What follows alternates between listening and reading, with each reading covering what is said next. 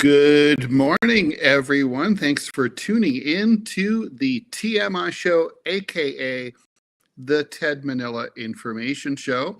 We call it the TMI Show because we will bring you way too much information in the hour that we have ahead of us. We cover everything from news, politics, lifestyle, culture, diets, what the kids are up to, what the kids are not up to, the taboo, the not taboo, the occult, everything, anything goes. And we think and we believe and we know that in these United States and around the world, you can never have too much information. However, this is not the straight-laced, button-down news program that really nobody wants, so you probably don't want it either. This is what you need to hear about and stuff that you never knew you needed to know about. And we try to laugh along the way because, after all, we're going to be going along the way anyway, so we might as well laugh about it. This show is live Monday through Friday at 10 a.m. Eastern Time, so be sure to like and follow this show. The Ted Manila Information Show starts now.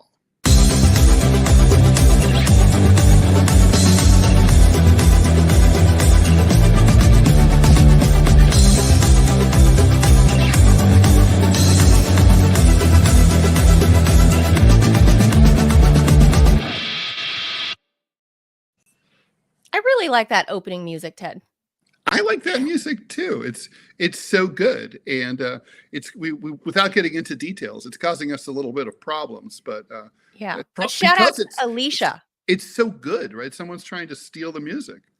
Yeah, we got to give a shout out to Alicia Beyer, your good friend who made this original piece for us. Not stolen or AI'd from anybody else. Completely ours, people. Yeah. And we can get into that. That's a top, internet scams as a whole. We could easily do an hour or two on that. Or regular scams. My kid, oh my God, my kid was subject to a bank scam that we should probably do scams at some point. It would be really interesting. I was subject to a bank scam recently. Someone stole $4,815 from me through a bank scam. It took me the better part of 6 months to get it back from the bank. So wow. I mean, that's a lot of money, to go without. So it's that is a whole. And show. I don't think I could have gotten. I don't think most people would have ever gotten it back, to be honest. I'm the master of bureaucracy and holding people like that accountable, but we can get into that some other time. Yeah, that's a good idea. So as the show moves along, we're kind of, finding our flow. And I think that's kind of something I think we should do, right? Like have a theme day. I don't know. We'll see what the viewers have to say about it. Cause we're also not trying to recreate our old show. So. No, we're not. I mean, we're trying to, obviously we had, I think, a good dynamic on the old show. And I think that old show that shall remain nameless. I guess we should. It should probably remain nameless because of the troubles that have ensued as a result of being on that show. Not that we were doing anything illegal or immoral or any unethical or anything like that, but no. It's it's a hard world we live in now. Yeah, and speaking of the hard world, we're having Sophie's Choice exactly 2 weeks from today, election day. 2 weeks from today. Take Kamala, take her. Oh my God. No, I can't. This is I feel like every election season, I say the same thing where I go, this is it. This is like the best America has to offer. From the people that we pony up to put on the ballots to the whole process that we have in getting those people to those tops of those ballots. I mean, granted, there are some truly impressive people and probably very good human beings like a Jill Stein, that exists, but and who's therefore and they're marginalized and treated like shit and made fun of and ridiculed. Jill Stein, they did the New York Times gave her the really sort of sardonic, droll treatment the other day. And if you read the comment section, you would think she was Hitler.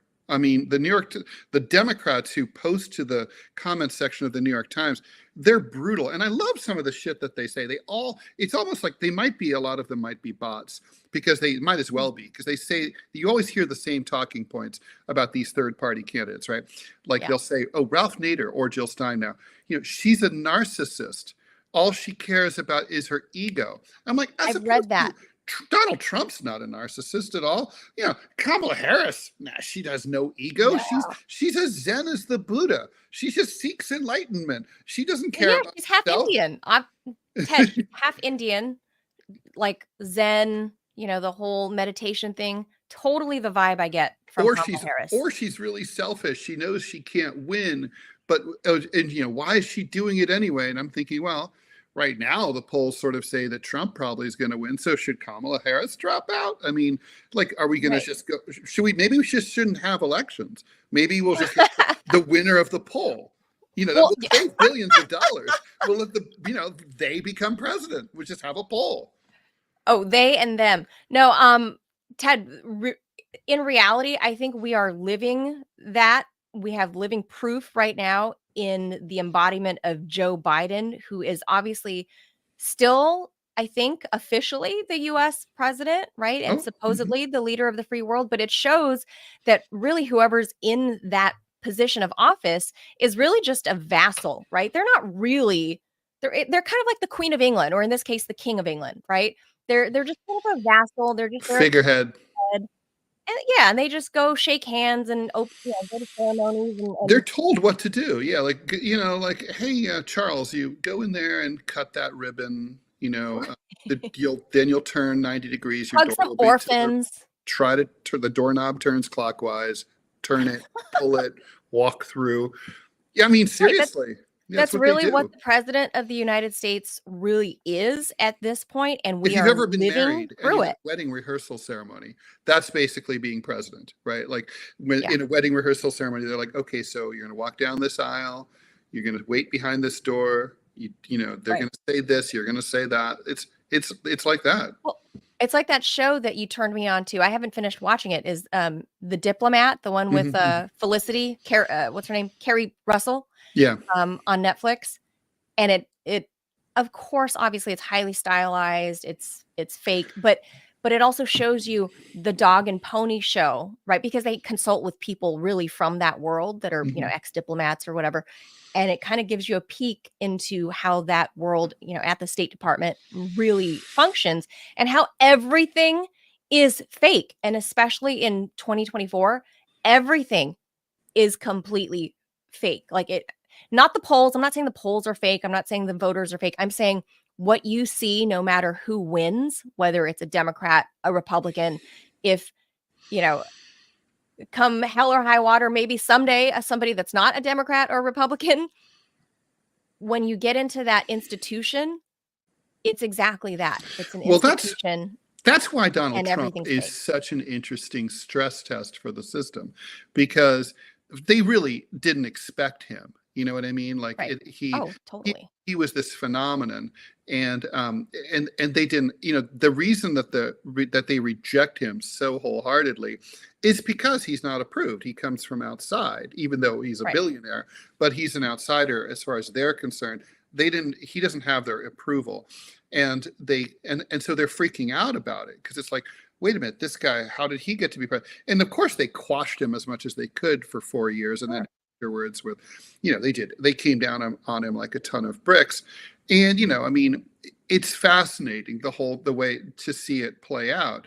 I mean, I don't approve. I mean, I really just I think the best thing about him is probably the only really good thing about him is the effect that he's had. The people who, if we're judged by the people who hate you, Donald Trump I agree. Pretty good, and I think that's why a lot of people are voting for him. They don't really particularly like him. They just hate the people who hate him more. Right. I so vehemently disagree with Dick Cheney, for example, right? I have not changed. Like I grew up in a working class community and household, And my dad was a union member. And so I grew up like that, thinking, oh, the Democrats. And of course, when, 9/11 happened and the Iraq War and all of that, I was, college age at that point. And I just thought the worst things about Dick Cheney, and that hasn't changed, but the party changed. And that's so wherever Dick Cheney goes, I want to be opposite of that.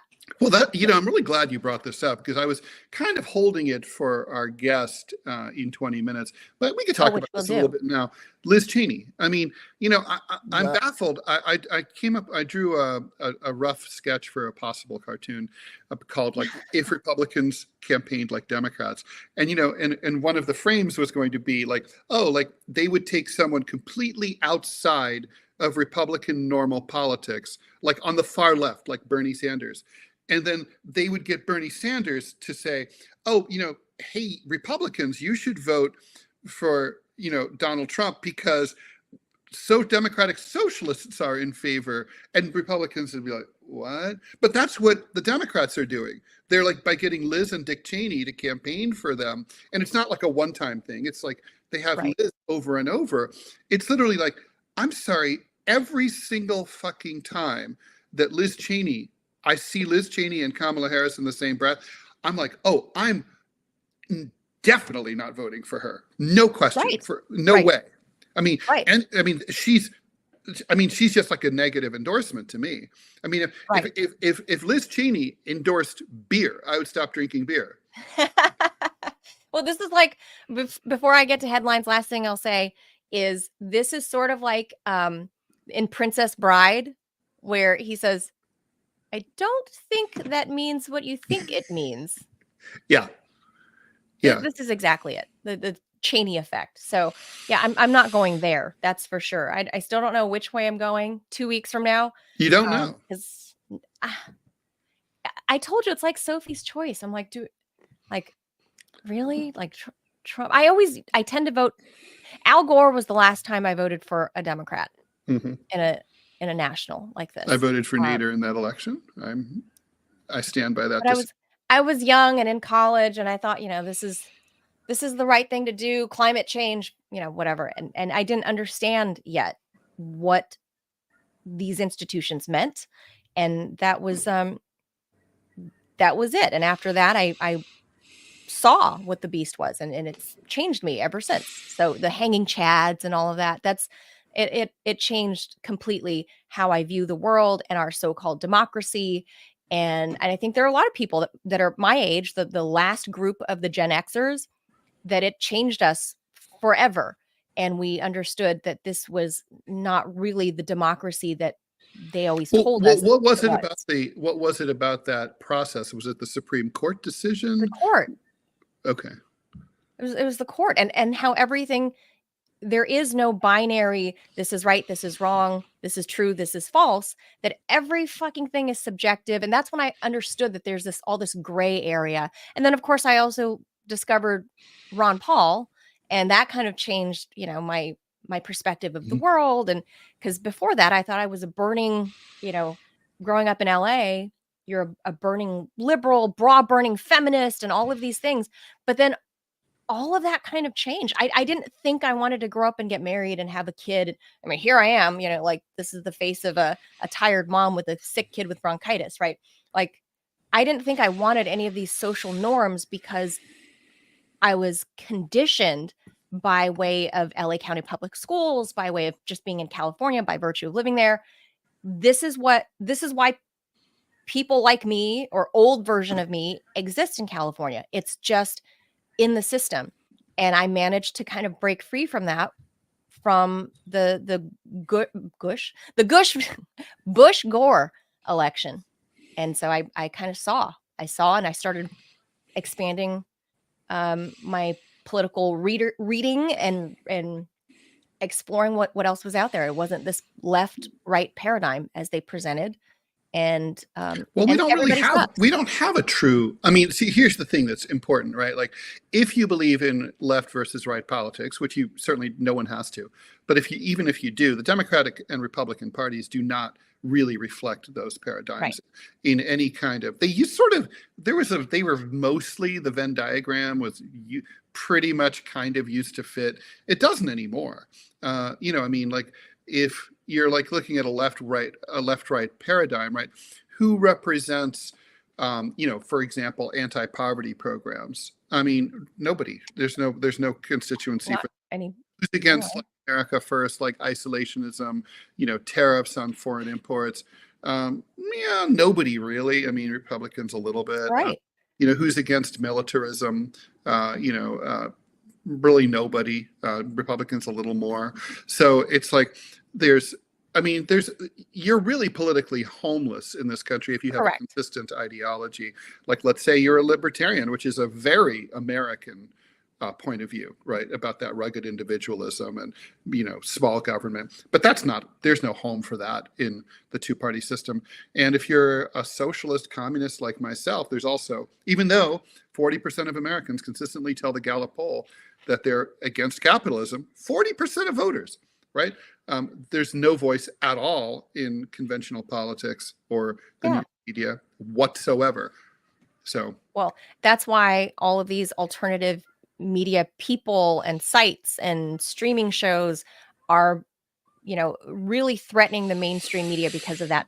The mainstream media tries to keep that paradigm and that power in place because they're clinging to the old guard. They are part of the old guard, and we are part of the new guard. So here we go. Let me jump into these headlines before we get to another familiar face. I think our first full week of broadcasting, Ted, I think it's nice to have these old faces that we know, right? True. And we warm up and get the audience, perhaps new people that have never seen us before because of the people we worked for previously. So I think it's nice to introduce our friends to a fresh audience as well. So true. All right, with that, let's go into the headlines. So with 2 weeks now before Election Day, the Biden administration is pushing, they claim, I feel like that's a dubious claim, but they're pushing for ceasefires in Israel's wars with Hezbollah in Lebanon and Hamas in Gaza. U.S. envoy Amos Hochstein visited Beirut yesterday as part of this effort. Hochstein said that both sides, quote, simply committing to UN Resolution 1701, a peace agreement that followed the 2006 Israel-Hezbollah war, he says, is not enough, and called for a formula that, quote, brings an end to this conflict once and for all. Meanwhile, Secretary of State Blinken is en route to Israel yet again. I can't even count, Ted, how many times in this just over a year since the 2023 October 7 attacks that sparked this whole thing off. I can't even count how many times Blinken has traveled to Israel in this 1 year. Come for the hummus, stay for the genocide. Is that the new travel slogan, like exactly. on their posters that they're putting up? That all the land that they're stealing along Gaza, along the water, Israel, right? getting bigger, been better all the time. Oh my God! So he's expected to meet with the Prime Minister Benjamin Netanyahu, as well as Isaac Herzog, the president. As they're meeting today as part of this renewed push, they claim for a Gaza ceasefire. Yeah. Meanwhile, Israel continued to bomb Lebanon and Gaza over the weekend, and the region is now bracing for Israel's expected response to Iran's October 1st missile attacks. So, yeah, I think this is really just the start of things getting. If we thought things were ugly already, Ted, I think it's just the start of this shit getting worse and worse and worse. Because my read on this, from reading, stuff like Foreign Affairs magazine, because I want to know what the people in the Beltway, what they are talking about. Sure. It's very telling. And my assessment is that Benjamin Netanyahu, between now and January 20 or whatever it is, that's Inauguration Day, between now and the new year, Netanyahu has no incentive to listen to anything that comes out of the Biden White House or his administration, even though people like Blinken are very clearly, I guess I can't say the word that starts with a Z, that really, really, really believes that Israel is the best thing since sliced bread. So, because YouTube will censor us, Ted. Let me just be clear about that. We can't say that word that starts with a Z. But Antony Blinken is one of those Z-ist people. And I feel like it's disingenuous that he's going to go there and push for a ceasefire when he knows there is no real leverage over Netanyahu because Biden is just riding out the clock.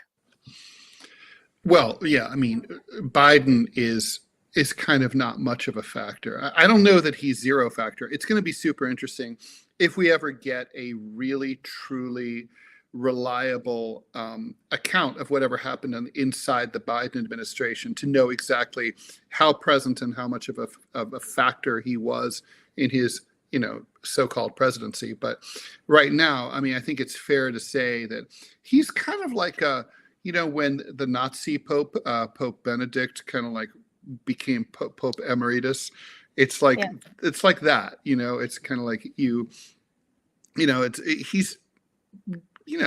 3 feet out the door, I mean, POTUS Emeritus, I guess, at this point. Yeah, I mean, look, it's weird, and I mean, it's so that's funny. But that's why there is no real push for a ceasefire, because the U.S. really has no leverage, I would say, over Netanyahu. There's all the leverage in the world. I mean, are you kidding? You would think so, but he's not going to exercise it. That's the point. Well, yeah, exactly. I mean, but there is leverage. I mean, the U.S. could obviously cut off weapons. They could cut off but they're not going aid. To. They could say, in fact, they wouldn't even have to cut off weapons. They could literally say, we're going to stop vetoing and running interference for you at the UN Security Council. Like, you're on your own.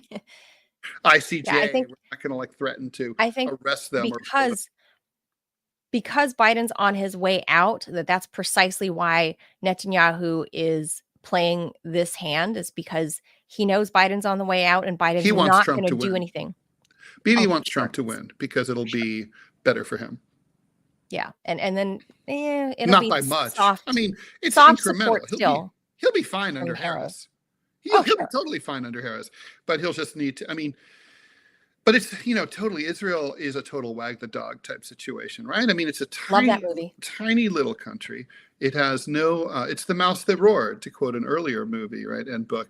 It's like it has no natural resources to speak of. It's not really geopolitically important in any meaningful way. We have other bases in the Middle East that are as important in terms of the way where they're situated.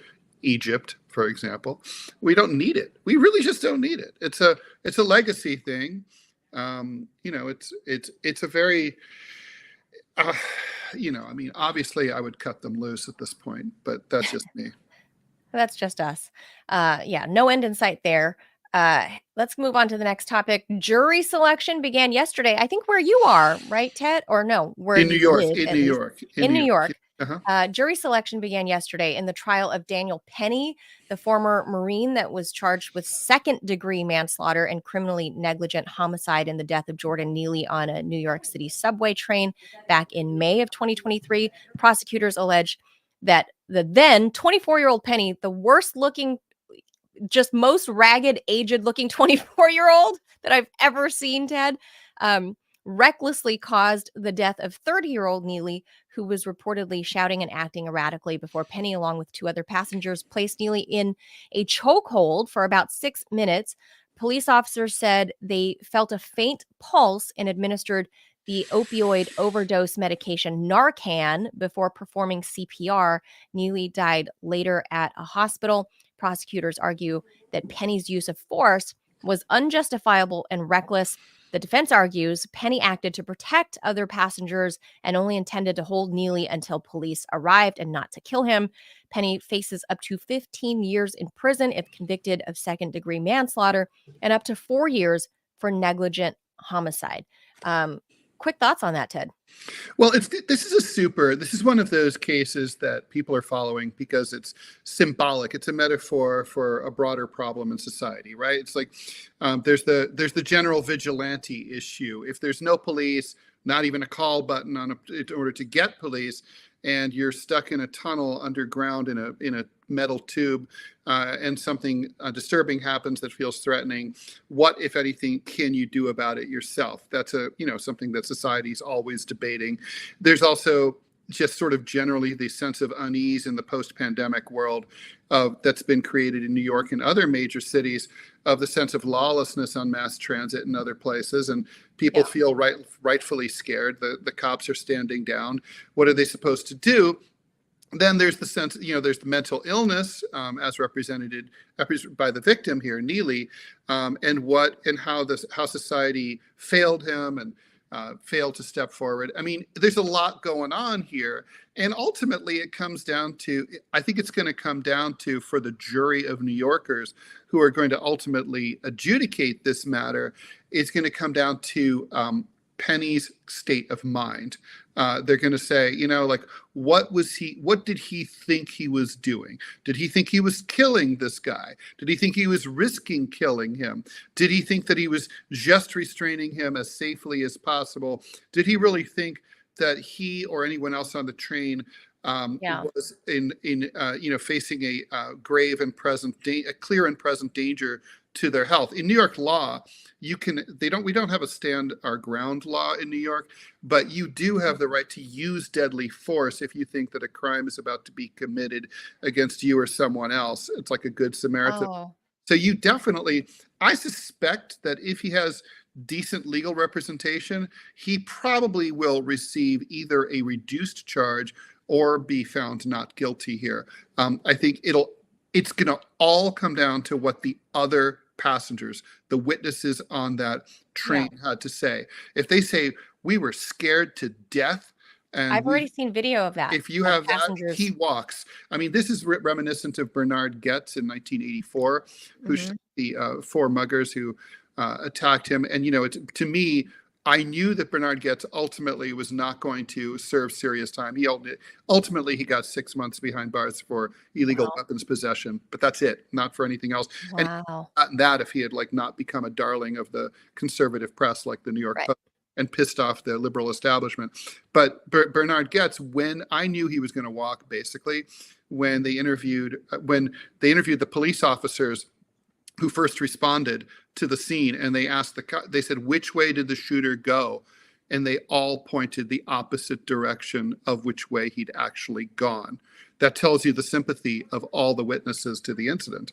Every single New Yorker, randomly selected commuters, were on Bernard Goetz's side. And I think that's what's going to happen here. Whoever is now, if there's people there who say, yeah, he was carrying on, he was loud, he was obnoxious, but that's New York, you see this all the time, I didn't think much of it, then he's in trouble. Yeah, I have mixed feelings about that, but had I not responded faster, I had an incident on the train going home from work late one night at like 10 o'clock or something, and it was just me and some dude in the train car, and the guy at some point brandished a hammer. Yeah, so I immediately got out at not my own stop and then ran to a different car because I still wanted to get home. And it was kind of a because he approached me and I got out as soon as I could. Got out. I was like, it was just terrifying. So I mean, when stuff like that happens, it's like, hello, you can't really put up the Batman signal. So I don't know. I have mixed feelings about this Jordan Neely thing. I wasn't there. Okay, let's move on real quick. Emotional farewells are a common sight at airports, guys. But travelers leaving the New Zealand city of, is it Dunedin, Ted, or Dunedin? I'm going to, I normally look up how to pronounce. I think this is Dunedin or Dunedin. Yeah, I'm going to go with Dunedin. Dunedin? Dunedin? New Zealand city of Dunedin will have to be quick when you say goodbye because there's a new 3-minute time limit on goodbye hugs at the airport's drop-off area that's intended to prevent lingering cuddles from causing traffic jams. We call that kiss and ride here stateside. Quote, max hug time, 3 minutes, warns the sign outside the terminal, adding that those seeking fonder farewells should just head to the airport's parking lot instead. Yeah, don't be tonguing each other right there, guys. It's kind of just too much PDA. The cuddle cap was imposed in September to keep things moving smoothly, they say, in the redesigned passenger drop-off area outside of the airport, says CEO Dan DeBono, talking to the AP. It was the airport's way of reminding people that the zone was for quick farewells only. The sign polarized social media users, he said, quote, we were accused of breaching basic human rights, and how dare we limit how long someone can have a hug for, he said, adding that others had welcomed the change. The signs were meant as an alternative to those at other airports, warning of wheel clamping or fines for drivers parked in drop-off areas. Well, parking is different, like parking and walking away. Some in Britain have imposed fees for all drop-offs, however brief. Dunedin's airport is a modest terminal serving only about 135,000 people on New Zealand's South Island, preferred a quirky approach, Mr. DeBono says. 3 minutes is plenty of time to pull up, say farewell to your loved ones, and move on, he said. The time limit is really a nicer way of saying, get on with it. A 20-second hug is long enough to release the well-being boosting hormones of oxytocin and serotonin, says DeBono. Anything longer was really awkward. Yeah, I'm gonna have to say yes, Ted. I don't be making out, just macking down at your fair, saying goodbye to your whoever. I don't care if it's your boyfriend, your girlfriend, or whatever. Just don't do that there. Ted, you're muted. There. That's there you are. Old problem with me. They are, this was a story that really made me think. At first, I thought it was just a funny, quirky story. In New York, you have very mean Port Authority employees who yell at you to move on, like hurry up, get out of here, move, keep it moving. And they're pretty intimidating, and you don't really want to mess with them. But it made me think about the fact that there's a lot of futzing at airline terminals. And there probably should be I'm going to just say, hug before you get to the terminal. You should, like at LAX, it's a nightmare. Drop off is an absolute nightmare. Yes. Even during when it's not a particularly busy travel day, you can easily be waiting 45 minutes to an hour at the airport entrance just to get to the terminal. And you might miss your flight. I'm sure that's true at other airports as well. And I think there should be a rule. Like, honestly, I'm for it. Get out of the car and go and just go. Leave. Don't just go. No futzing, no hugging, no talking. If you do, no making out, no crying. I don't know why they would boot your car, because then the car is blocking the way. They shouldn't do that. Defeating the purpose. They should steal your car and say, okay, this car now belongs to us, and it's going to become like a police car or something. Or, oh my God. Or they should sell it at auction. Or or maybe spray too long of a goodbye. Spray paint it like asshole on the side, something like that. They gotta put like a big sandwich sign on your car, like shithead saying goodbye too long at the airport. I'm an asshole. Yeah. Let's move on real quick, because I see our guest in the waiting room backstage, our virtual backstage. This one, I think, is very interesting, Ted. About 9 in 10 Gen Z graduates, I assume they mean high school graduates, said learning a skilled trade can be a better route to economic security than college, the home services app Thumbtack has found.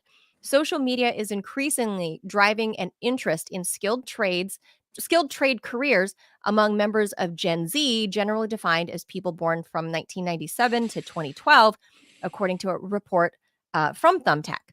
Social media is the second largest driver of Gen Z career paths, with 55% of Gen Z respondents now saying that they are considering a career in the skilled trades. That's up 12% from just last year, Thumbtack says in its Future of the Skilled Trades report.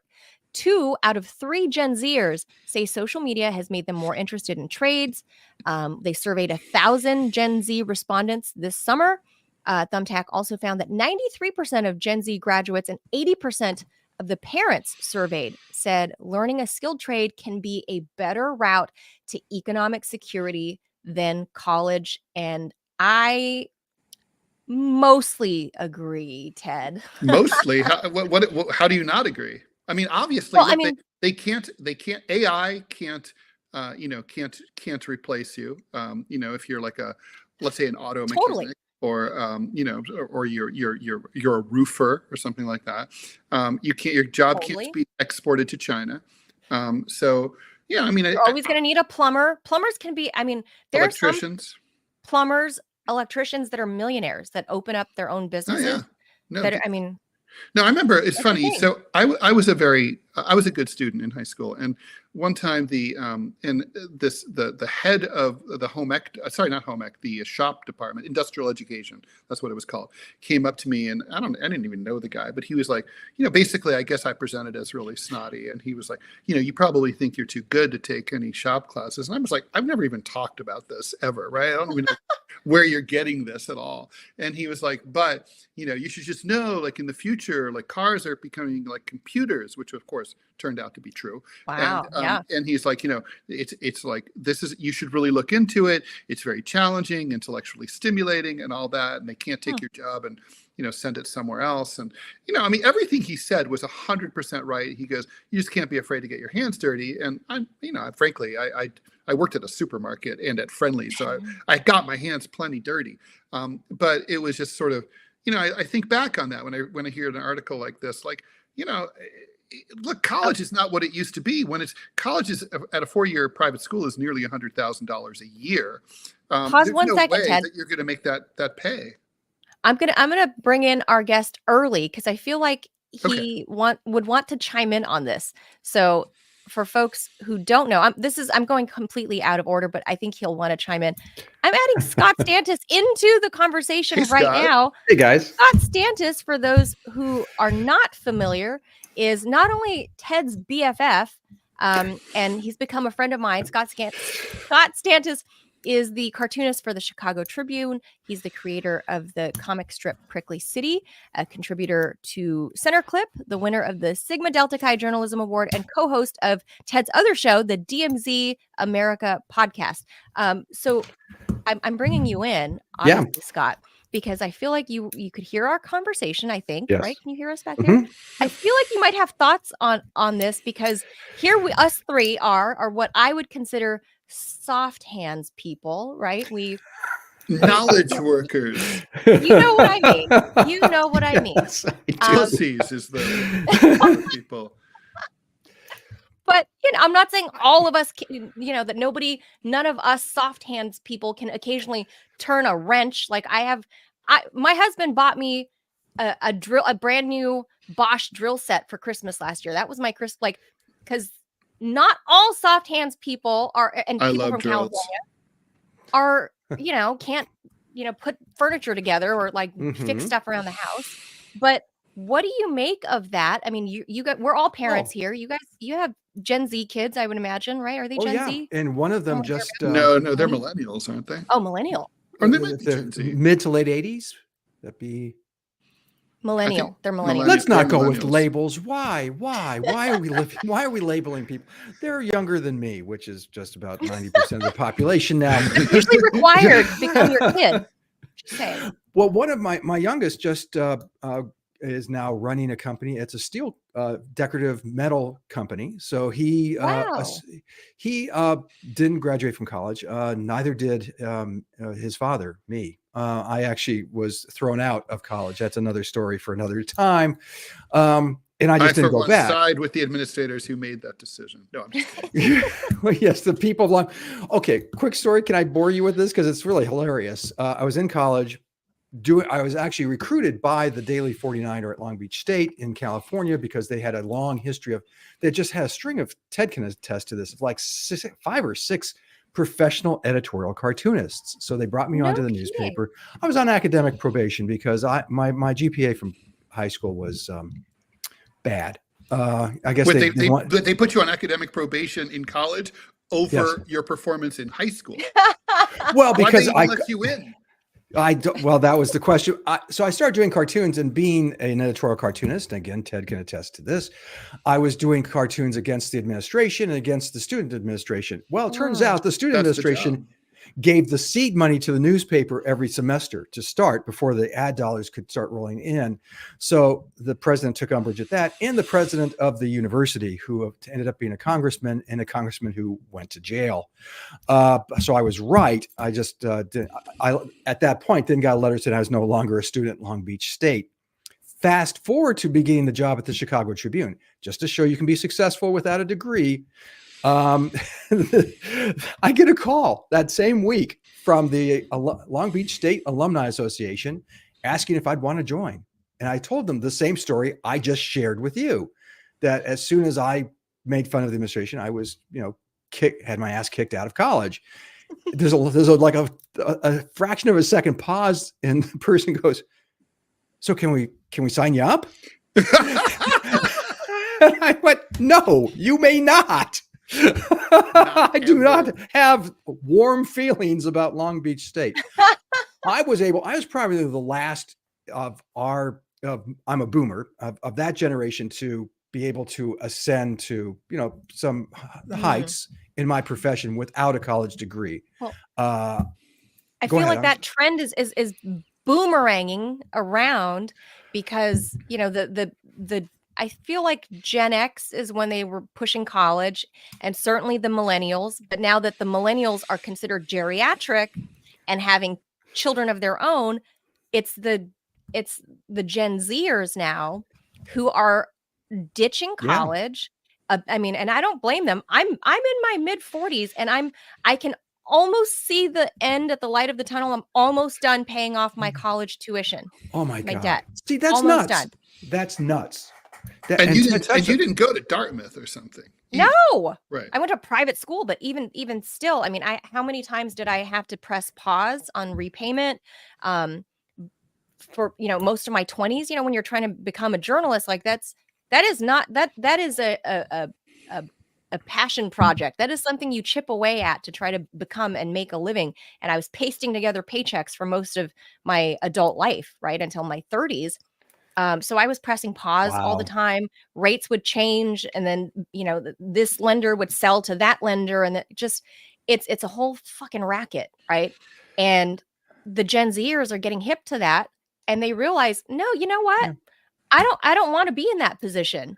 And so like I said, I mostly agree with that article because of that, because you enter the world saddled with debt, and you're forced to do things oftentimes work-wise that you don't want, you're not passionate about, you don't care to do.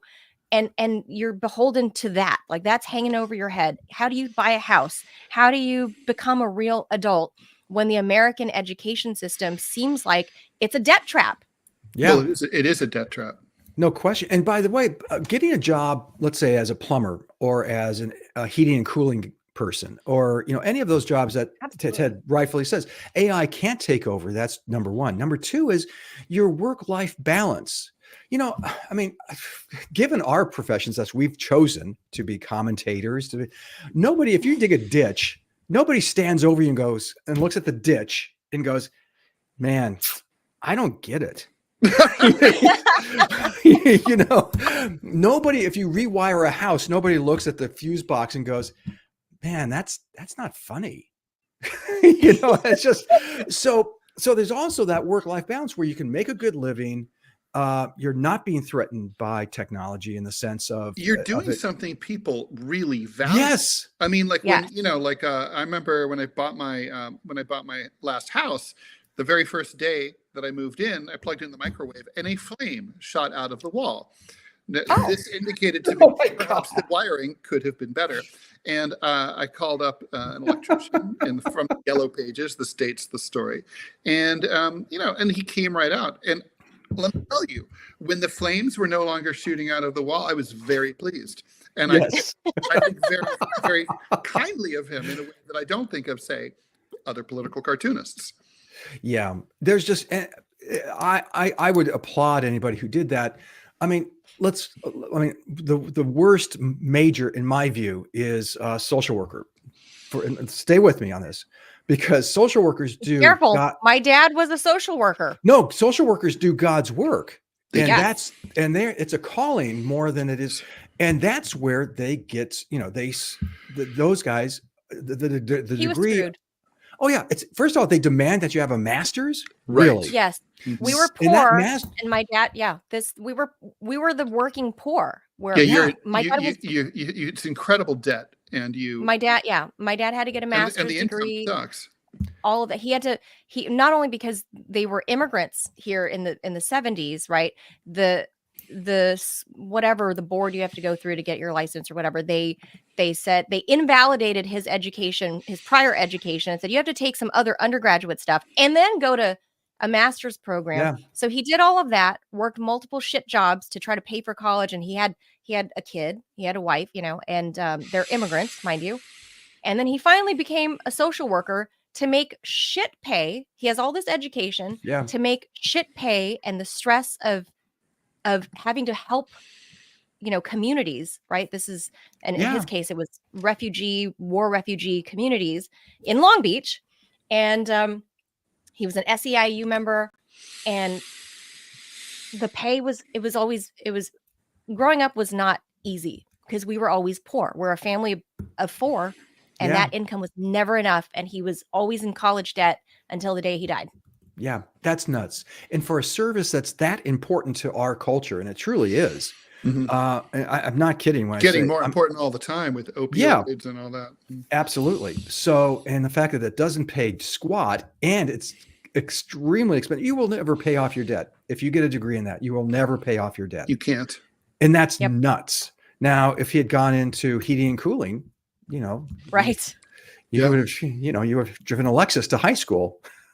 So true. He tried to be an electrician because he realized it didn't pay, but he hated it. His heart was, he followed his heart. He like you said, it's God's work, and that's, you have to go with what you like doing. I mean, I think if there's going to be any money, it's going to follow from that. I mean, my first shot at college was as an engineering major, and look, they thought I was a math. I know it's absurd, right? But they thought I was a math genius, and I mean, they had good reason to think that. Let's just say, based on my grades, the classes I took, and my SATs.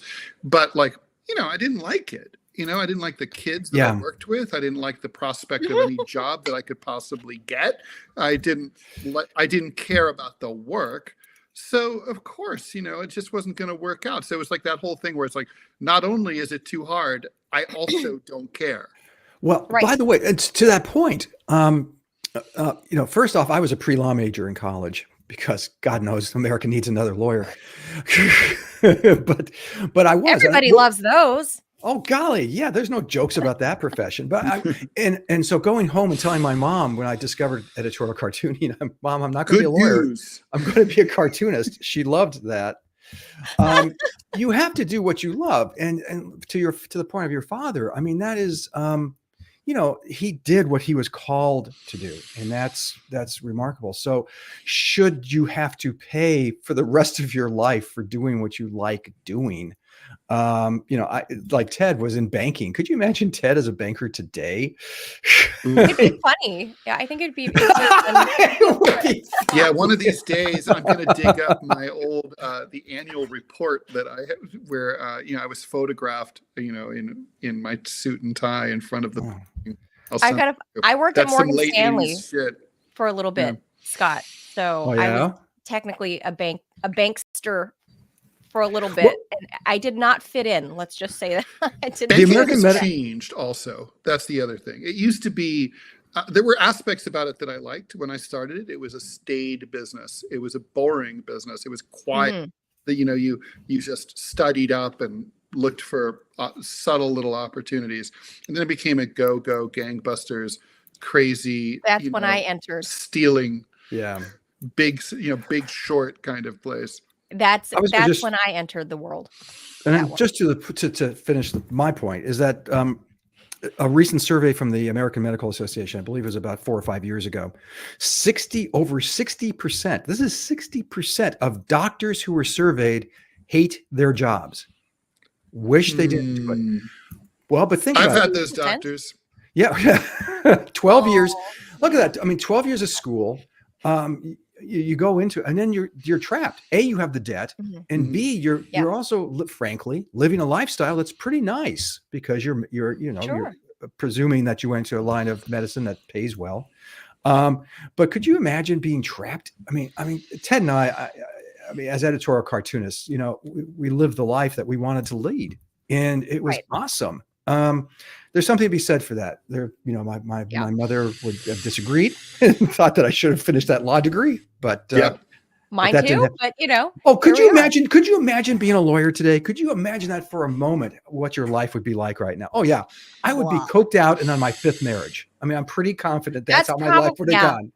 That's very true. I could only do it if I were the last of the crusading left-wing lawyers. Like Clarence Darrow? Clarence Darrow or William Constable, someone like that. No. If I could do that, then, maybe. But even though you're spending having been involved in lawsuits, it's like when you see that, the best quote, it's a cliche, but it's a cliche for a reason, right?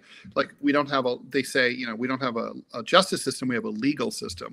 And it's really true. I mean, it's like the obsession with all of the, with all the precedents. Like, well, if it's never been, a lot of it makes no sense at all. It's like, well, if there's a precedent that matches your case, you'll probably win. But the thing is, like, how do precedents get made? Well, someone has to decide we're going to make this decision, even though there's no precedent. But that probably won't be for you if there's no precedent for you. So it's kind of like, well, what decides it? I don't know. God decides. It's very weird. Or a judge who just, that's like I just said, God. Here's another topic for you guys. Chicago. Well, Scott, I know you're not in Chicago, but you are the cartoonist of the Chicago Tribune. All about Chicago. So Chicago has once again been named the nation's rattiest city, according to Orkin, the pest control company whose employees drive around in vans with giant bugs on the roof. Chicago, by the way, that's a job I would love to have just for the van. I'm just for the van. In fact, I may buy one of those vans and just drive around with a big bug on the roof. Because how cool are you? Now, I always wanted the Oscar Mayer Wiener car. They look for drivers. Dignity.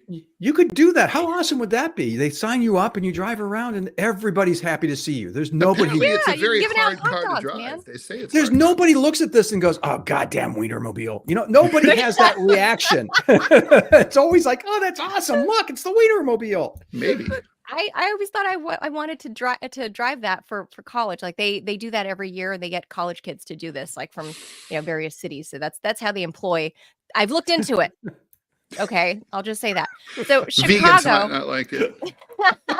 So Chicago is one of 2 cities in Illinois included in the ranking from Orkin, which uses residential requests for pest control services to develop the list. Champaign came in at number 44 in the top 50. So rodents, as we know, eat the equivalent of a slice of bread every day. And even when they're not eating, that's less than I would have thought. I know, I thought more too, but they're apparently constantly chewing. A rat's teeth have a rating of 5.5 on the Mohs hardness scale, obviously, which means they are powerful enough to chew through steel garbage cans, according to Orkin. Whoa. The top 10, the Is top that true? 10, yeah, that's Orkin knows, man. The top 10 rattiest cities are number 1, Chicago, number 2, Los Angeles, number 3, New York City, 4, I'm San going to Francisco, challenge that shit. 5, New York's Washington, got to be higher than LA. I thought that too. 5, Washington, D.C. I would think Washington, D.C. would be higher up. I mean, do you think this is Denver per capita? Wait, Denver? Per capita of human population? No, based on their calls. This is what they said. But is this the number of calls or you know what I mean? Like a big. Then you got it. Yeah, population. But then hold on. They list Denver, Philly, Detroit, Baltimore, and Cleveland to round out the top 10. Oh, I believe Baltimore So- and Cleveland. Oh yeah. So I got to say this about the city in which you still reside, Ted, in New York City, with your illustrious mayor, showing off this new thing he either he thinks he invented or he discovered, trash bins. Yes. He wheeled them out recently and was like had a whole press conference about trash bins, where he says no longer will New York City residents just throw out their garbage on the sidewalk. You put them in this bin. And I mean, you guys think I'm joking or I'm being sarcastic? Oh, and the I viewers read out this there, article. Mhm. There's a real, go look at the video. Mayor Adams had a whole press conference about introducing trash bins, and that you open the lid and you put the bags in there. But if, what? Welcome to the first world, New York City. Well, let me explain. Oregon- First but of all, Oregon that's says never going to they- happen. That will Well, never Oregon happen. says they can chew through it. So what Right. is the point? Like, But what it doesn't like, matter what- because there's no room for them. New York City sidewalks are pretty narrow, most of them, and Yeah. there's no place to have. There's no way to have enough bins to. I mean, a typical. To put this into perspective, New York City is a place where thousands of people live on one small block, right? Sure. So you walk in front of a building, maybe not even the tallest building, maybe it's only like 10 stories high, but that building might have 150 people in it, right? They generate the trash pickup is twice a week, 3 times a week, maybe. And so that's a lot of garbage, Amazon boxes, all that crap. There's just no way to have the streets would be completely filled with nothing but trash bins. Yeah, but Ted, I've been in New York, and now it's pretty much full of just trash bags. So what Right. would be the difference? Well, bags are, flexible. They're not like rigid, and the other thing that we have is we have homeless people who open all the bags and go through them to recover all of the bottles and cans that are returnable and try to get them the nickels for those from the deposits. So unless you locked those bins, I don't see how you'd have to provide a lock to the key to the sanitation department for each and every. I mean, this is completely impractical. It's never going to happen. It's cute. Yeah. It's not going to happen.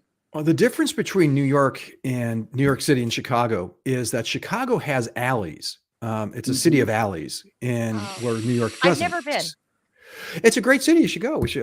Next time you're there, let me know. Chicago is a great city. Tell you where to go. But the alleys are what you'd expect: full of garbage, full of trash. That's where the restaurants throw out all their stuff. And so you walk through downtown Chicago and you look down an alley, you'll see rats the size of cats. I mean, they're huge. And there's a picture. A friend of mine who's a talk show host in Nashville was visiting one time, and we were coming back. Alcohol may have been involved, but there's video of me trying to befriend the rats. I'm running down. Come to daddy. Look, this is how rats come through your toilet. Oh God! Don't show that. I That don't need to happened see to this. that happened to a friend of mine. This is real. She was. Oh God! She was sitting on the bowl, and He swam through. Look at that. And he swam through and bumped her in her tuchus. Oh my God! Oh God, that is a nightmare. I'm sorry. I would scream like a 5-year-old child. Well, several 5-year-old children if that happened. Me too. Oh, absolutely.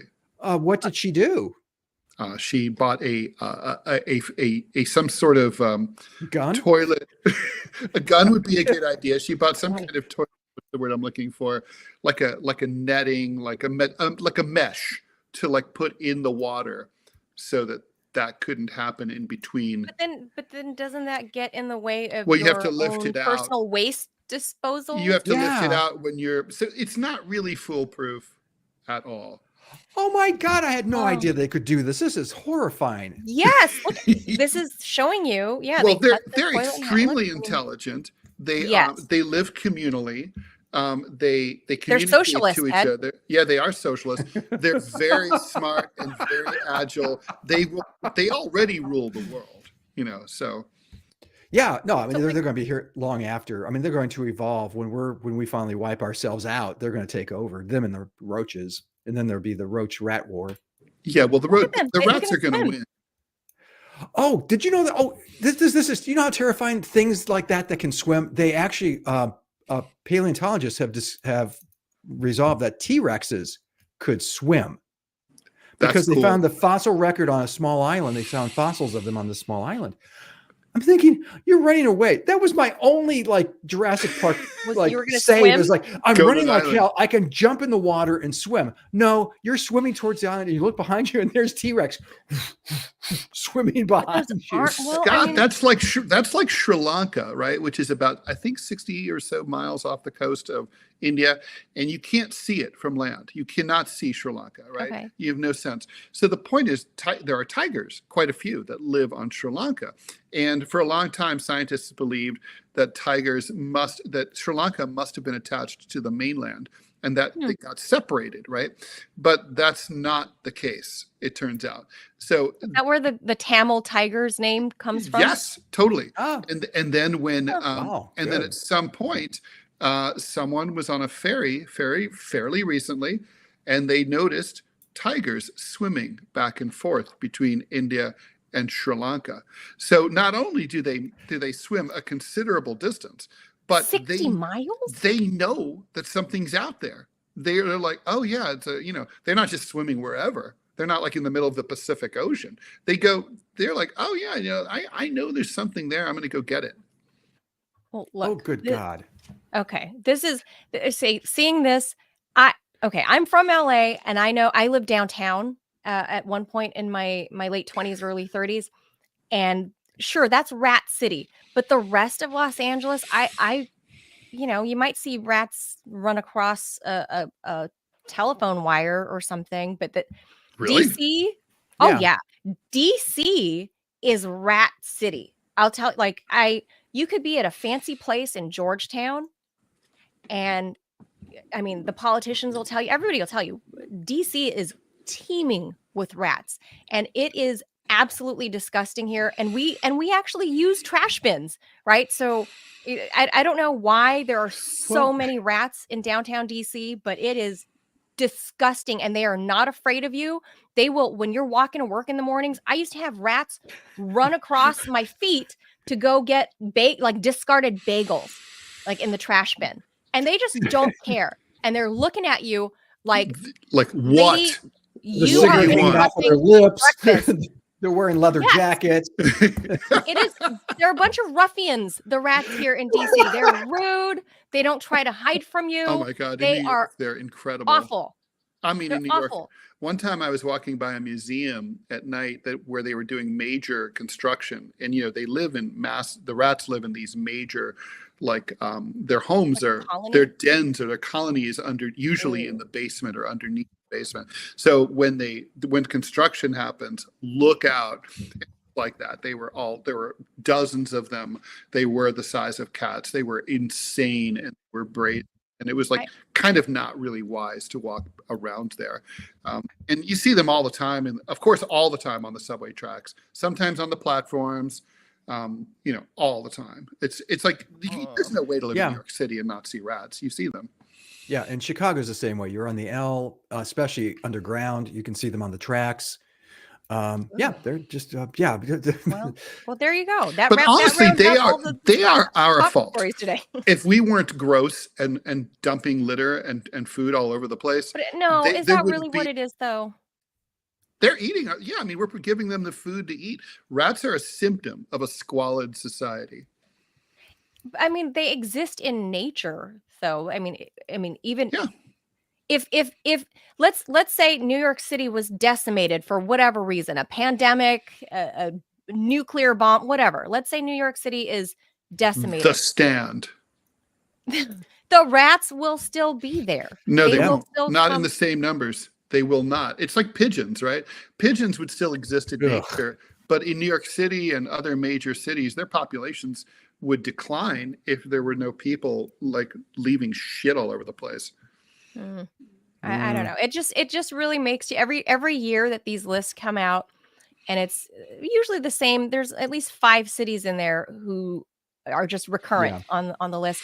And every time I read that annual list, it reminds me that how much we think we're living in a first world nation and we're so much better than these other countries, but we're really are we? I think we just mask it a little better. That's all. Yeah. That's all. Yeah. We Sort have of like trash bins. we have institutional Febreze where we just sort of Right. put a scent over everything and make it look like we're first world, but no. That- Under the that's the surface, difference we have between- rats in our toilets. The difference between the Ugh. developing world and a first world country is that first world countries put all of their trash in one place, like a dump, and like the developing world sort of spreads it all out. Yes, that is true. Now, we're going over our time, but I think sorry. we should definitely talk about the elections. Ted, what do you think? You got a few points that you want to make that I think you and Scott probably debate on. Yeah. So, just wanted to, I guess we talked a little bit about Liz Cheney earlier, so I'm not going to revisit that, but I definitely Oh, I want can leave the rats up then. But if there's we're sort talking of about like, Liz. you can leave them up. But there's like, so Kamala Harris appears to be engaged in a campaign that is really trying to offer bespoke anti-poverty programs for each demographic that she wants to appeal to. The latest is she's just unveiled a new plan that would focus on Latino men in particular, and efforts to try to get them to get more jobs, make it easier for them to find jobs, and so on. I'm just wondering. I mean, it's like politics always involves pandering, but are there risks to basically groups that are not covered, like when let's say you're an Asian woman, let's say, for example, do you look at that and say, wow, well, there's another plan that's not for me, fuck you, Kamala? Or do you think, oh, good for them, I'm generous of spirit, anything that's good for Latino men is good for America? Yeah, no. This is just no. I mean, it's getting preposterous, and you're right. It just seems like, and it feels like, it smells like pandering, and I don't know that groups respond to that. It's getting so preposterous. She's going, and I have a poverty program for Tim. Tim, who lives in Pittsburgh. This program's for you, Tim. Yeah, it just. What are your bigger policies? And she doesn't really have any. It's almost like she's just. I'm a sports fan, and it's almost like you're watching I'm a Chargers fan, have been for a long time. They played last night. They were up by a point with less than a minute to go. I'm just going. I'm watching the clock going. Come on, go faster, go faster, go faster. Run out of time. Run out of time. Run out of time. That feels a lot like the Harris campaign right now, which is they're trotting her out. They still can't humanize her. I thought the Trump appearance at McDonald's was a masterstroke. Me too. It went well for them. Good stunt. It's a great stunt, and I don't know that she could do that. Well, that's why they're trotting this guy out. They're trotting out Josh Shapiro. Let's just call that that appear human. Yeah. Buyer's remorse personified right there, especially after the vice presidential debate. Walz, I mean, what the hell? I'm just looking at this guy going, you're a 2-term governor of an American state. The presumption is that you could handle media. You could handle, he had this golly kind of persona was what it was supposed to be. Now it just comes off as sort of insipid and not filling me with a whole lot of confidence to say this guy, is a heartbeat away. No, it's true. It is hard to imagine him as president. Could you imagine President Walz? No, it's hard. It's tough. No. I mean, Scott, you're a student of American presidential history. Has there ever been anything comparable? Maybe Pierce? Oh, yeah. Or Buchanan? Oh, there've been a number. I mean, when Freelandhusen, was that his name? He ran with from New Jersey. Yeah, and he ran with Clay. Was it Clay or was it no? Yeah, it was with Clay. Was it Clay? No. It was with the speaker, with Blaine. And Blaine picked him, and Blaine was really in the lead for. I don't think that's right. Blaine ran with Logan. How do you guys remember? Which time? 1884. Okay, I'm trying to think of. Okay, so Freelandhusen. Anyway, turned out he was from New Jersey, and incredibly anti-Irish immigration. I mean, like violently, like we should shoot them. And and feed the meat to the dogs. I mean, it was really bad. It was not a great choice. So, when you have someone like that in the Irish, in the immigrant population of the United States, look at this guy and thinking, I don't want to vote for him. I don't want that guy to be in line. So yeah, there are historic, and there's always been, like, look at Dan Quayle in 88. That damn near ginned the election for George H.W. Bush. Mm-hmm. I'm trying to think of some the vice presidents Palin, prior of course, to. Yeah, Palin obviously hurt McCain, but going back, the latter part of the 20th century didn't, Veeps didn't matter that much. Although I think in 1900 you could say that Teddy Roosevelt probably ginned up some excitement for McKinley, who was on top of the ticket. I think Bush was a good choice for Reagan. It was a balancing act. It unified the party. Yeah, it did. For the moderates and the conservative wing, it really was a smart move. People forget at the convention, though. Revisit this. I revisited it recently because, again, I have no life. The 1980 Republican convention, which for a few days they were talking about a Reagan-Ford ticket. Jerry Ford, right, would serve as, and they were trying to figure out how would that work, and they couldn't make it work, obviously, nor should they. But for a couple of days, that would have been a fascinating ticket. But as far as the walls, I mean, Ford as the number 2? Is that what they were? After he had been the accidental number 1? There's already been a former president who became a storied Supreme Court justice, right? I mean, it's not impossible. Yeah. And also a story, don't forget, Hughes ran as the Republican nominee in 1916 and lost by a whisker. One of the great stories of presidential history. He went to bed and the press called him up. And California was in play, and he just assumed he'd win it. And he was running against Woodrow Wilson. And so a reporter called early the next morning, and the butler said, "The president-elect is not awake at the moment."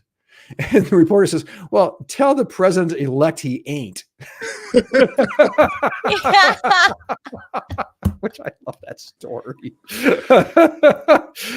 Reporters coming back to the original point of this segment is that reporters back then were not college educated. That was kind of like a blue collar job. And frankly, they were better than now. Yes. And they wrote better. I mean, yes. If you don't believe me, just go back and pick up a random issue of any major or minor paper from 75 or 100 years ago. And the writing is so lyrical, so poetic, so vibrant. I mean, if you read the opening story, there's prose, of D-Day in the New York Times, when the New York Times announced D-Day and they had a guy at the beach, you can hear the explosions in your mind and feel the bullets whizzing around from reading that text. I mean, it's amazing.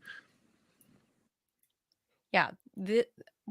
I feel like nowadays part of the problem is that the mainstream press, I'm not zeroing out Kristen Welker or whatever, but all the people that are in mainstream press, whether it's print or TV or whatever, are nowadays all cut from this elite cloth. They all went to these Ivy League schools and they all run in the same circles. And that is exactly part of the problem, as what we were talking about earlier, Ted, at the top of the show, was they help create and keep this institutional duopoly in place. They keep the establishment in place because it helps their business model.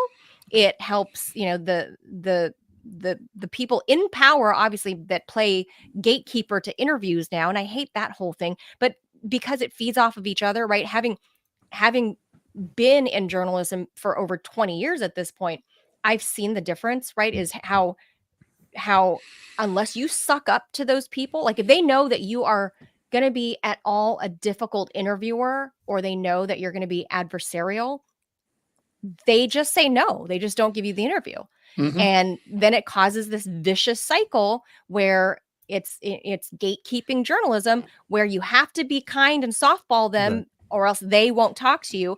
And the answer, of course, is to not care. The answer is fuck it. We don't need them. Right. Fuck it. You write it anyway. Right. And you go around other ways. One of the very first lessons I had as a journalist, and I want to ask Scott one more question. We should wrap things up. But when I was a intern at the Cincinnati Enquirer, one of my very first assignments was to cover a fire that had killed a few people in a black neighborhood in northern Cincinnati. I went over there and the people were really, really angry and no one would talk to me because the firefighters came so late, and probably in part because, the city didn't give a shit about black people who lived in that neighborhood, and they had poor services, and their local firehouse had been shut down before.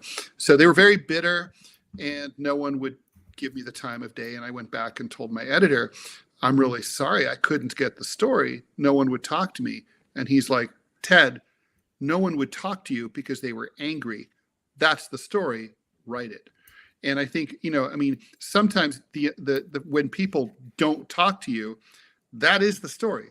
When I was researching this very famous article that I did about Art Spiegelman, the cartoonist for the Village Voice, a lot of people would not talk to me on the record, and they were scared of him. And at first I was really frustrated by that. But then I thought, well, this tells you a lot, right? If people are afraid to talk to you, talk about you, they think you're, obviously they're afraid of you. That's part of the story. So you write it. You just write what you find out, write what you don't find out. Right. Yeah, but the problem now, and I could go on, but off on this topic, but the reporters today, first of all, they came through academia. They graduated from college, which means that blue collar sensibility that the press and that news articles had prior to that is lost. You don't see stories unless they're condescending as hell about Joe Tim is a bricklayer, or the longshoreman strike, or that kind of thing. They don't get it. They don't. And the strike, the railroad strike that Union Joe busted, but that's another story for another podcast. Or right now, the Boeing machinists, nobody's even reporting that they've struck a deal with Boeing yesterday. So good for them. I'm glad for them. But where are we going with this? I mean, it just does. Help me. Journalism didn't report it. There was like a blurb. No, and that's the point. And so you have. I mean, when I was full time with the Chicago Tribune, I was good friends with the breaking news desk editor, and his frustration every day. He'd go out for a cigarette. I'd go out. I didn't smoke with him, but I did go out and talk to him. And his frustration every day of how these guys were not covering what they should have been covering, and how they had no notion of how to cover it, because that's where the news is now. You have 20-somethings who, they can pay a fraction of the salary they were paying to guys who actually knew what they were doing, men and women.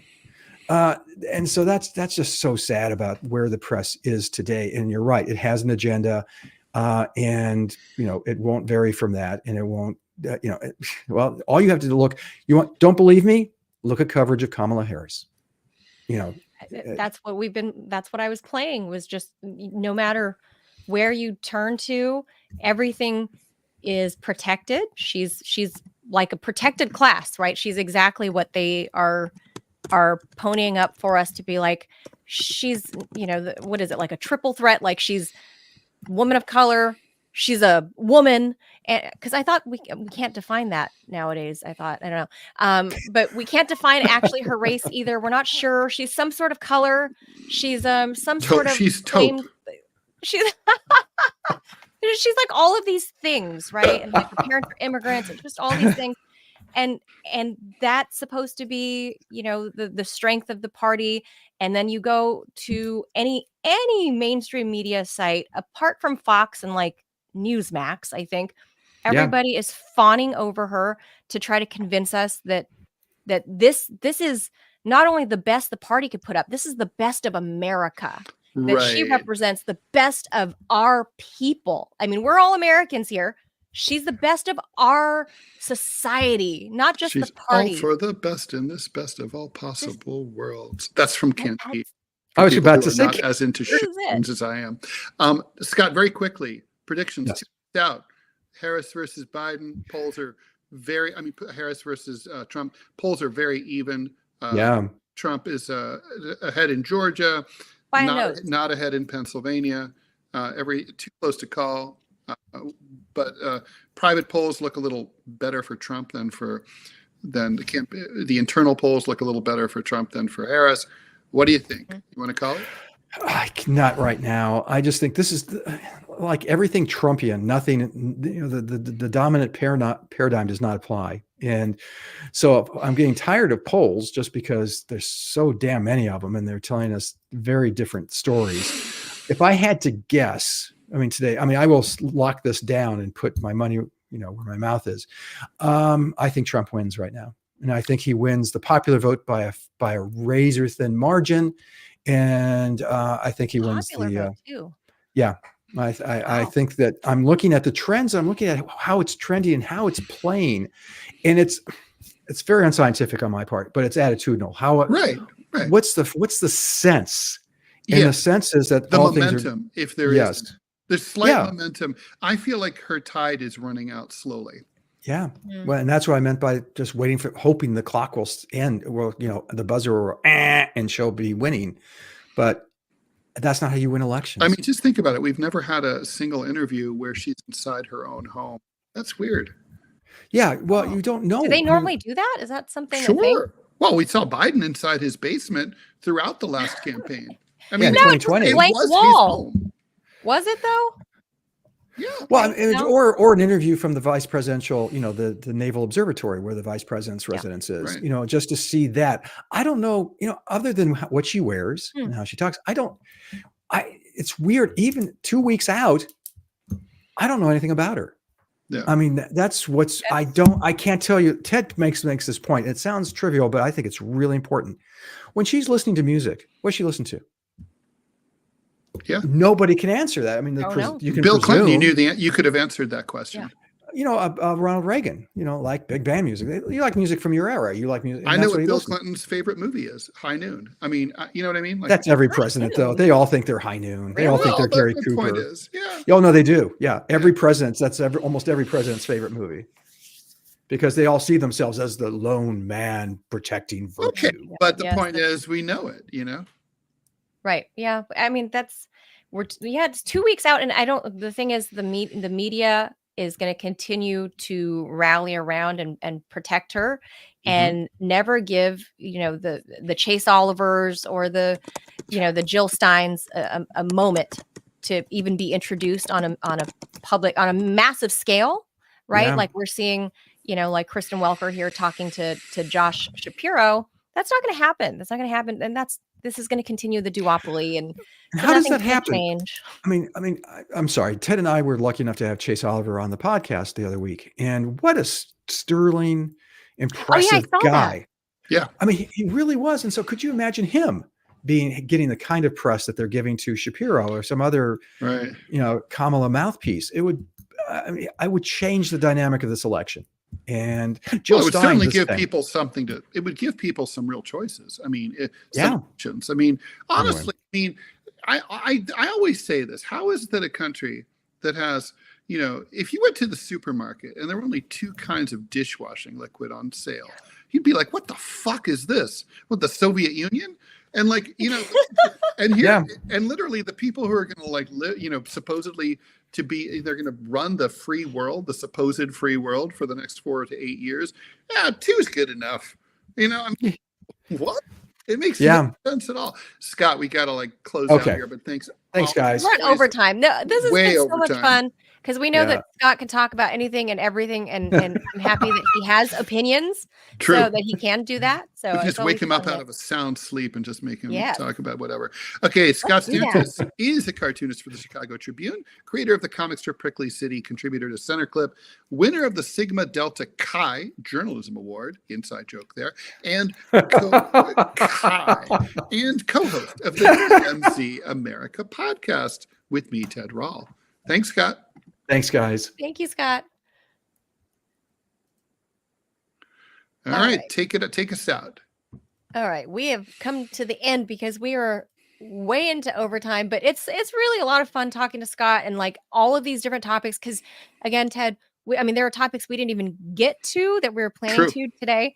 But in those, we'll save them. In those headlines, I think those are really, people think, what's a story about rats, or what's a story about Gen Z not going to college? It actually is an important thing, and it is a reflection of our society, and I think it's worth talking about because I think with so much election coverage going on, stuff like that goes by the wayside and no one pays attention when it's really, it actually plays into the whole electorate. And who are you talking to? Who are you trying to appeal to? And who are the future voters? Well, the future voters don't feel are those good people if they live with rats. I mean, Yeah. really, And the kids ain't all right because No. they don't want to go to college because they realize, or they'd like to it's a go lot to of college, hoopla. but they can't fucking afford it. Right. So I think those are stories that are very important to talk about and kind of get into, the nitty gritty of it about why we're seeing this societal shift.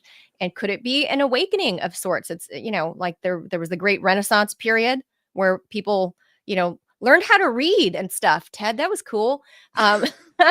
True. But now I'm not going to say this is the opposite of that. But anyway, I think that was an important topic for us to expound on and have Scott jump in. So Totally. we are way over time. Thank you guys for sticking around with us and having some fun, having some laughs this morning. Of course, we're going to ask you guys to please hit that subscribe button. If you are in the Rumble chat, it is at the bottom of the chat next to the $sign. So you can become a $5 per month monthly subscriber to help support independent creators and journalists like Ted and I. So if you find value in what we're doing, you're enjoying these conversations that we're having, please help us continue Even our if work. you're not fucking enjoying it at all, even if you think that we suck and that we're annoying as hell, just pay anyway and just subscribe. And you want to troll? That's true. We'll let you. $5 trolling is $5 fine, totally buys fine. you trolling rights. That's true. $5 unlimited trolling rights every month. I think we should. That's true. And don't forget YouTube. Don't forget to hit that subscribe on YouTube also. Yes. We're well on our way there. Have over 100 subscribers, but we want to make it bigger and better. So not to mention, if you subscribe, what you get, you don't pay at all. So it's really, all you have to do is do one little click and that's it. And then what happens is that the little TMI show bug appears, little line, so you can find us and just click us without looking for us. So it's worth doing. Yes. So thank you guys for sticking around overtime with us. Thank you, Putinbot Gaming, for your support and dropping the hammer on the trolls, because now we've established it. You got to pay. The non-paying trolls, the tightwad trolls, the cheap trolls. Yeah, if you're going to be a cheap troll, drop the hammer, Putinbot. Go check out that gaming stream as well to support independent creators like Putinbot. So we will be back tomorrow, everybody. We'll see you bright and early, 10 a.m. We're looking for new and interesting story ideas. So please comment, leave us comments, engage with us. We will read those. It's just us two and our producer. So we will see them. Leave us comments, your thoughts, how we can improve, who you want to see on the show. Yeah. If you can recommend a guest, someone who would be good, who would like to appear on the show, who might be fun or interesting. Anything goes. Open. Yeah, anything goes. Grandpa. We are our own bosses now, so please engage. Let us know. All right, guys. So we'll leave it right there. Have a great Tuesday. It's Taco Tuesday for me, so that's my rule in this house. This Angelino. All right then. Taco Tuesday. Adios. Bye, everyone. Enjoy your tacos. Adios, amigos. Bye.